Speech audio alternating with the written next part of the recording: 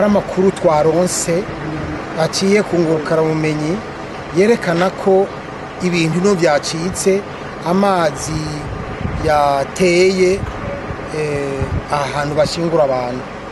Hanyuma ubwo tumaze kumva izo nkuru ko zitoye ubwoba kuba tuhashinguye abantu bakaba batewe amazi yahateye, naciye numva ko nkwiye gushika hano kuza kuraba ndabo ko bimeze, hama tumve mbere nikizokorwa.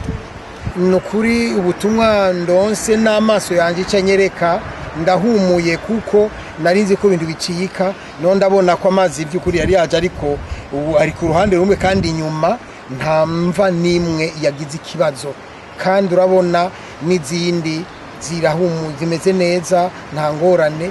Ngwirikije nuko mbona n'icuma bazanye cyo kugira ngo gitunganye ibintu hamwe n'uhajeje ingena twishuye, nukuri uwo wese yoyumva iyi nkuru nareme hano hantu hari securize nta kibazo.